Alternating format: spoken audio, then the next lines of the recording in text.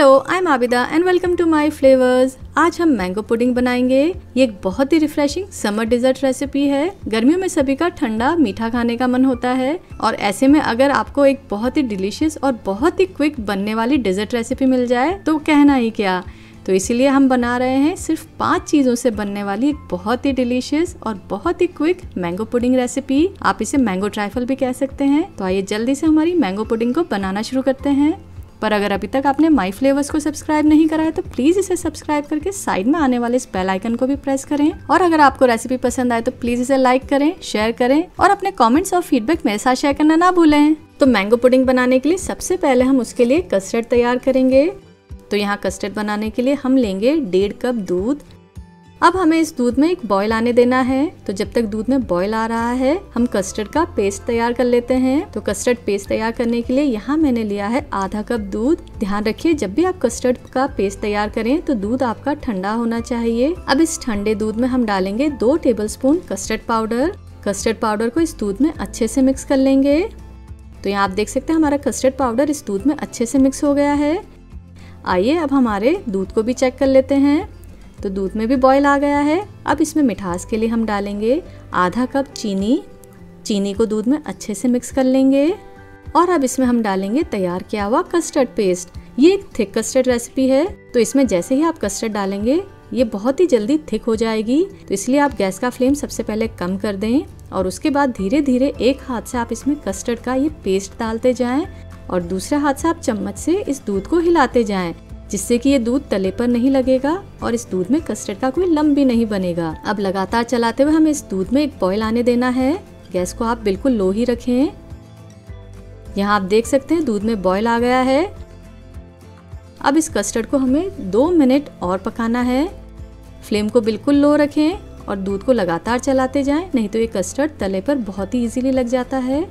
2 minute हो गए हैं। अब हम गैस का फ्लेम ऑफ कर देंगे और इस कस्टर्ड को हम पूरी तरह से ठंडा होने के लिए साइड में रख देंगे। तो जब तक हमारा कस्टर्ड ठंडा हो रहा है हम पुडिंग की बाकी की तैयारी कर लेते हैं। तो पुडिंग के लिए यहाँ मैंने ली है 300 ग्राम अमूल फ्रेश क्रीम। अब इस क्रीम को हमें विप करना है। तो विप करने से पहले आपको जो बात का ध्यान रखना है वो ये है कि क्रीम पूरी तरह से ठंडी होनी चाहिए और इस क्रीम को आप जिस भी बाउल या बर्तन में लें वो भी पूरी तरह से ठंडा होना चाहिए, क्योंकि ये क्रीम जितनी ठंडी होगी उतनी ही अच्छी तरह से ये विप होगी। तो बेसिकली हमें इस क्रीम को फ्रॉथी बनाना है। तो इसके लिए आप इस तरह के हैंड बीटर का यूज कर सकते हैं या फिर आप इस तरह के इलेक्ट्रिक बीटर का भी यूज कर सकते हैं। तो यहाँ हम इस इलेक्ट्रिक बीटर से इस क्रीम को लगभग 3 से 4 मिनट तक बीट करेंगे। आप देख सकते हैं इस क्रीम में अच्छे से झाग आ गए हैं। अब इस क्रीम में मिठास के लिए हम ऐड करेंगे 1/3 कप पिसी हुई चीनी। अगर आप मीठा ज़्यादा पसंद करते हैं तो चीनी की क्वांटिटी आधा कप भी कर सकते हैं। चीनी डालने के बाद इस क्रीम को हम फिर से 2 से 3 मिनट तक और विप करेंगे, जिससे कि चीनी इसमें डिजोल्व हो जाए और क्रीम और ज़्यादा एयरी हो जाए। तो यहाँ आप देख सकते हैं हमारी चीनी डिजोल्व हो गई है और क्रीम भी इसके वॉल्यूम से थोड़ी सी ज़्यादा हो गई है। अब जब तक हम पुडिंग की बाकी की तैयारी कर रहे हैं इस क्रीम को हम फिर से फ्रिज में रख देंगे, जिससे कि ये ठंडी ही रहे।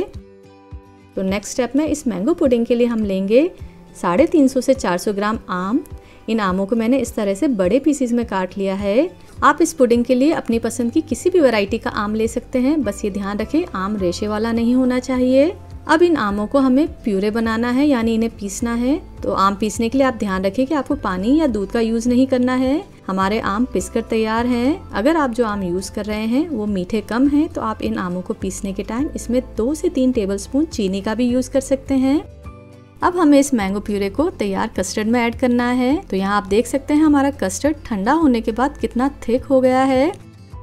अब इस कस्टर्ड में हम डालेंगे हमारी तैयार की हुई मैंगो प्यूरे। इस मैंगो प्यूरे को हम इस कस्टर्ड में मिला लेंगे। ध्यान रखिए आप जब भी मैंगो प्यूरे को कस्टर्ड में ऐड करें तो ये कस्टर्ड पूरी तरह से ठंडा होना चाहिए, नहीं तो आम बाद में पानी छोड़ देंगे और आपका कस्टर्ड ठंडा हो जाएगा। तो यहाँ हमारा कस्टर्ड और मैंगो प्यूरे अच्छे से मिक्स हो गए हैं। आइए अब हमारी पुडिंग को असेंबल करना शुरू करते हैं। तो पुडिंग को असेंबल करने के लिए यहाँ मैंने लिया है इस तरह का स्क्वायर सर्विंग डिश। हमें इस मैंगो पुडिंग को लेयर्स में बनाना है। तो सबसे पहले हम इसकी लगाएंगे बिस्किट की लेयर। तो यहाँ मैंने लिया है आधा कप दूध और बिस्किट्स में मैंने यहाँ लिए हैं मैरी बिस्किट।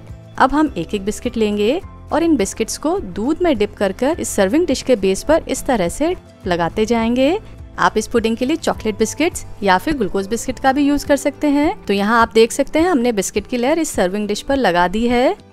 अब बिस्किट्स के बाद इस पर हम डालेंगे मैंगो कस्टर्ड की लेयर।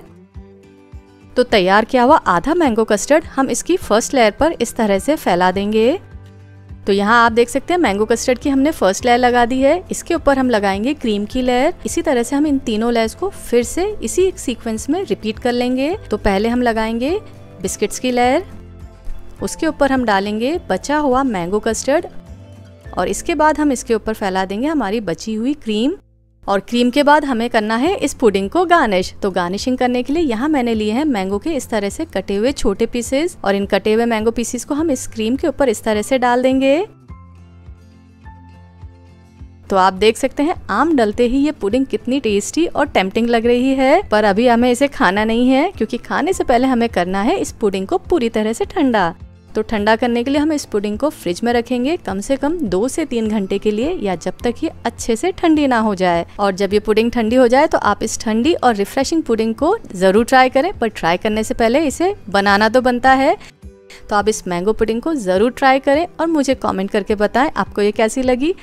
अगर वीडियो पसंद आए तो प्लीज इसे लाइक करें, शेयर करें और चैनल को सब्सक्राइब करना ना भूलें। See you next time with a new recipe. Till then have a flavourful eating.